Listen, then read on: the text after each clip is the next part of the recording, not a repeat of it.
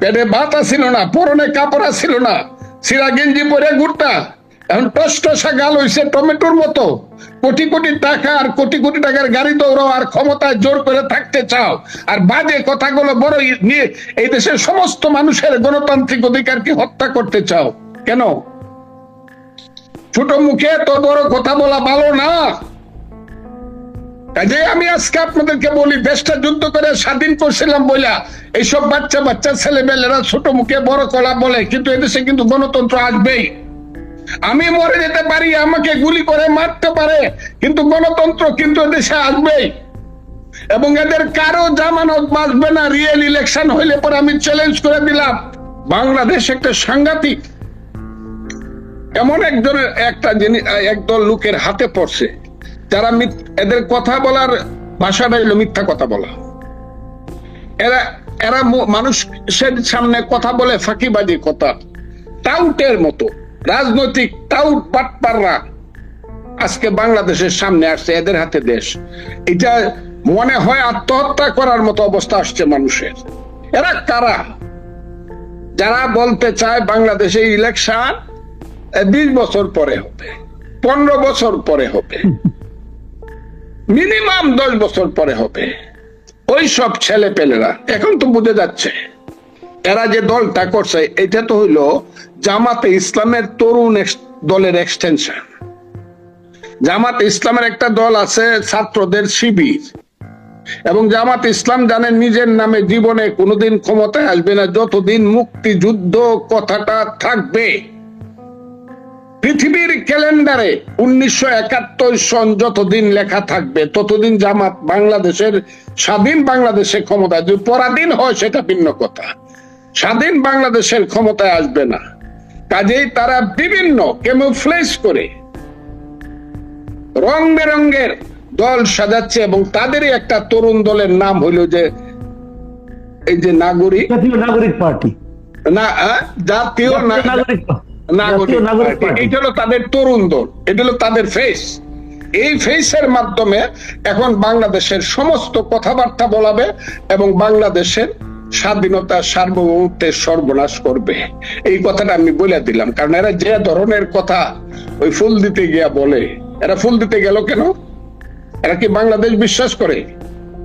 বাংলাদেশ বিশ্বাস করলে কি এরা কি বলে সেকেন্ড কি রিপাবলিক তো থাকে না? আমি তো উম্মি মানুষ, লেখাপড়া জানি না তো। সেকেন্ড কি সেকেন্ড রিপাবলিক বলে, সেকেন্ড রিপাবলিক। হ্যাঁ, সেকেন্ড রিপাবলিক বলে। ওই বেটারা সেকেন্ড রিপাবলিক তো পাকিস্তান, ওখানে যাস না কেন? ওই করাচি যা, লাহোর যা, রাওয়ালপিন্ডি যা, ইসলামাবাদ যাই, হ্যাঁ নাকি? আল্লাহ রে ছেলেরা, তোমাদেরকে কে যে কি শিক্ষা দেয়? বাংলা ইংরেজি গুলা শিখছো, সুন্দর সুন্দর ইংরেজি। হ্যাঁ, তুমি তো স্বীকারই করো না বাংলাদেশে একটা সংবিধান আছে, যে কারণে তুমি বলো গণপরিষদ ইলেকশন হবে। হায়রে বাবারা, গণপরিষদ যদি রিয়েল গভর্নমেন্ট থাকতো তোমাদের নামে মামলা হইতো, দেশদ্রোহিতার মামলা হইতো। স্বীকারই করো না। সেকেন্ড রেভলিউশন চাও, সেকেন্ড রিপাবলিক চাও, আর অর্থাৎ এইটা কোনো দেশ না। তোমরা দেশে কোনো সংবিধান নাই, তোমরা গণপরিষদ ইলেকশন দিয়ে সংবিধান কি বুঝাইতে চাও আমাদেরকে? ও বাবারা, কোন বৃন্তের ফুল তোমরা? তোমাদের পারিবারিক বৃন্ত কোনটা? তোমাদের গাছের শিকড় কোথায়? তোমাদের বাপ দাদারা কি মুক্তিযুদ্ধে গেছিল? একটু লিস্টটা দেও আমাদেরকে, না হলে আমাদের লিস্টটা নেও। আমরা কারা? এগুলা কি করতেছো? মানুষকে এত অপমান করতেছো, দেশকে এত অপমান করতেছো কেন? তারা বলতেছে যে 72-এর সংবিধান ওটা ছুঁড়ে ফেলে দিতে হবে, নতুন সংবিধান করতে হবে, এবং তার জন্য গণপরিষদের নির্বাচন করতে হবে। এই গণপরিষদ নির্বাচন জিনিসটা আপনি কি? এবং তাদের মনে আছে ইসলামিক রিপাবলিক অফ পাকিস্তান। ওই যে পাকিস্তানের জামাতের আমির, তার নাম হইল হাফিজ নাইমুর রহমান। সে তার কাউন্সিলে বলছে যে পূর্ব পাকিস্তানের আমাদের ভাইয়েরা এখন তাদের ভুল বুঝতে পারছে, তারা বাংলাদেশ বানাইছিল, এখন তারা এটা চায় না, এখন আমাদের সাথে এসে মিল হবে, আপনারা রেডি হন। ওই ওদের সাথে হইল ওদের মিল। আমি বলছি বইলা অনেক কিছু আমার হয়ে যেতে পারে, কিন্তু আমি কথাগুলো বইলে গেলাম। এবং আজকে আমি যে কথাগুলো বললাম, রাজনৈতিক দলগুলো যারা বলে না, এই ছেলেপেলেরা জামাতের তরুণ দল যদি সুযোগ পায় তাহলে দেশকে ওইদিকে নিয়ে যাবে। এবং আজকে আমি যে কথাটা বললাম, এটা 3 মাস বা 5 মাস বা 6 মাস পরে এই বড় বড় দলগুলা বলবে, তখন বুঝবে তারা কত ধানে কত চাল। দেশ ওইদিকে যাচ্ছে। ওই যে একটা ছেলে মাহফুজ আলম বলে রাখছে, দেশ গৃহযুদ্ধের দিকে যাবে। তারা এই দেশটাকে বাংলাদেশ রাখতে চায় না। বাংলাদেশ নামটা যদি কোনো কারণে বিপদে পড়ে রাখতেও চায়, তাহলে মুক্তিযুদ্ধের কোন ধরনের স্ট্যান্ড পয়েন্ট, নীতি, আদর্শ কোনো কিছু তারা রাখতে চায় না, সব শেষ করে দিতে চায়। কারণ তাদের পূর্বপুরুষরা মুক্তিযুদ্ধের বিরুদ্ধে ছিল এবং তারা ওই অপমানের গ্লানির প্রতিশোধ নিচ্ছে এখন একটা সময় এবং সুযোগে। এবং এটার জন্য সবচেয়ে দায়ী হলো হাসিনা, তার সরকার। গত 15 বছরে মানুষের উপরে যে অত্যাচার অবিচার করছে, ফ্যাসিজম চালাইছে, মানুষের গণতান্ত্রিক অধিকারকে হত্যা করছে, তাদের আজকে এমন বিচার হওয়া উচিত। যারা গত 15 বছর দেশ চালাইছে তারা, আমি যে বলতাম, আমি সবসময় শেখ হাসিনা আপনি নিজে ধ্বংস হবেন, আপনার নিজে ডুববেন, আপনার মহান পিতাকে ডুবাবেন, দেশকে ডুবাবেন এবং দলকে ডুবাবেন, এটা এবং আজকে সত্যে পরিণত হয়েছে। এখন আমাদের মতো লোকের ফাইট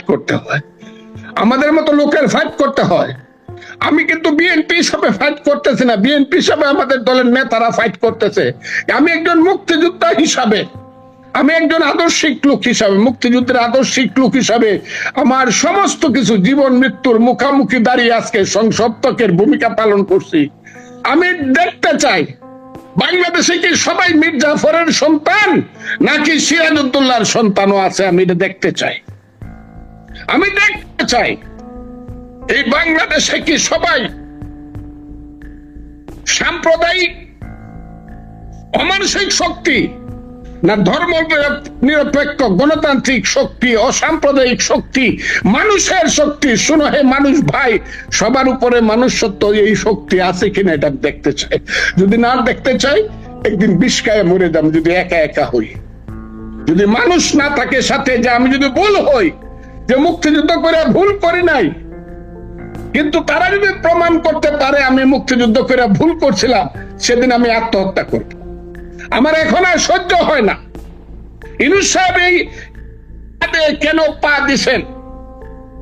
আমি কিন্তু শেষ পর্যন্ত আমি চট্টগ্রামের খবরও নিব, কিন্তু কার কি জন্মগত অবস্থান, কার কি পারিবারিক অবস্থান, কার কি মুক্তিযুদ্ধের রাজনৈতিক, এইগুলা কিন্তু নিব। এই দেশ কিন্তু ওই দিকে যাচ্ছে। এত জটিলতার দিকে যাওয়া উচিত না। জাস্ট একটা জাতীয় সংসদ ইলেকশন দিয়া যারা মেজরিটি হবে রাজনৈতিক দলের হাতে, ক্ষমতাটা দায়িত্বটা ছেড়ে দিলে ট্রেনটা অন্তত লাইনে উঠবে। এই সব হবে না।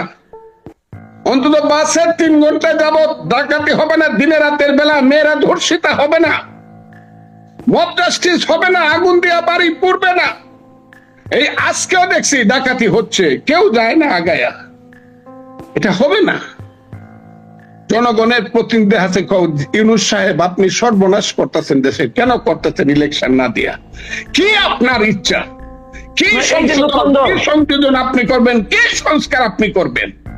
আচ্ছা, এই আমি আপনাকে শেষ প্রশ্নটা করছি। এই যে নতুন দলের একজন নেতা জনাব সার্জিস আলম, উনি আজকে একটা কথা বলেছেন যে শেখ হাসিনাকে নাকি ফাঁসির দড়িতে ঝোলানোর আগ পর্যন্ত এই দেশে নির্বাচন হবে না। এটার মাধ্যমে সে আসলে কি করতে চায়? নির্বাচনটা কি তাহলে শেখ হাসিনা ফাঁসির দড়ি থেকে উঠানো এত সহজ, এবং তাকে গিয়ে এত দ্রুত নির্বাচন, তাহলে কি হবে নির্বাচনটা? আপনি নির্বাচনের কথা বলছেন, তারা তো নির্বাচনকে দূরে সরিয়ে দিচ্ছে। তাহলে আমি আপনাকে বলি, একটা পিতার একটা মানুষের অনেক সন্তান থাকে, সুসন্তান থাকে, কুসন্তান থাকে। আর একটু ইজ্জত করে কইলে বলা যায় বেত্তুমিস থাকে, বেয়াদব থাকে। আমরা একটা বিপদে পড়ছি বাংলাদেশে। এই বিপদটার মাঝে আজকে পড়ছি, বেয়াদবদের বিপদটার মাঝে। ও কি জানে? ওর বাপে জানে। ওর বাড়ি থেকে 500 থেকে 350 কিলোমিটার, বাপে ওর বাড়ি তো পঞ্চগড়ে। কয়দিন লাগে একটা মানুষকে ফাঁসিতে ঝুলাইতে? ও কেন গিয়া ওই যে আইসিটিতে জিজ্ঞাসা করে না, ওই যে তাজুল ইসলাম যে আছে প্রসিকিউটর, তাকে জিজ্ঞাসা করে না যে একটা ফাঁসি যদি ফাইনাল করতে হয় আপনার কত বছর সময় লাগবে? মিনিমাম 15 বছর সময় লাগবে। এটা বাবর সাহেবের ইতিহাসটা দেখেন, তাইলেই বুঝবেন।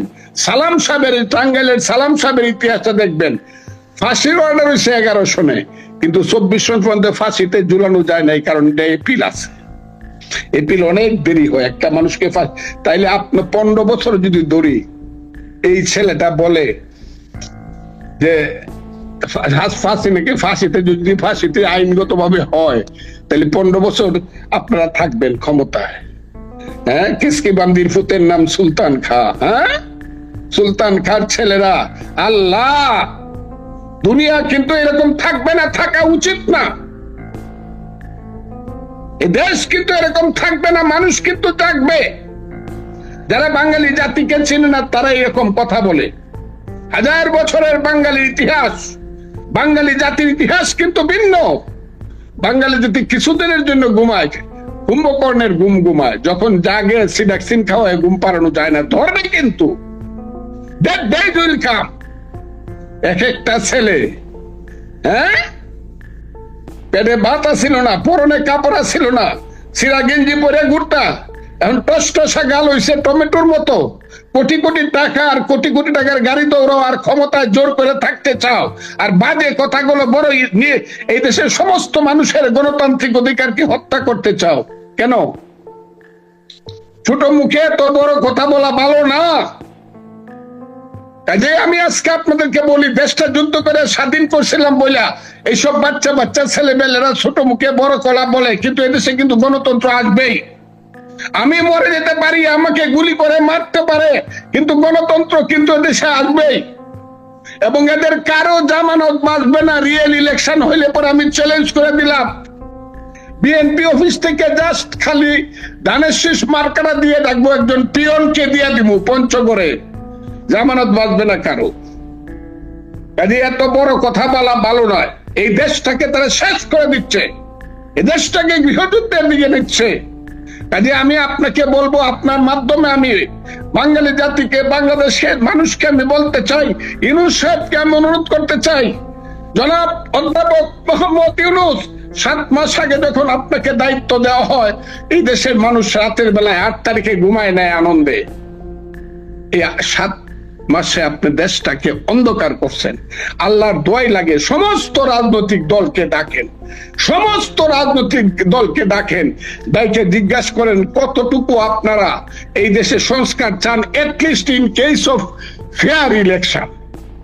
অন্য কিছু করতে যায়েন না, পারবেন না, সইটা ঐক্যবদ্ধ ভাবে করে তারপরে দ্রুত ইলেকশন দেন, দেশ যদি বাঁচাতে চান। নাহলে দেশ ধ্বংস হওয়ার সমস্ত দায়িত্ব ইউনূস সাহেবের কাঁধে পড়বে।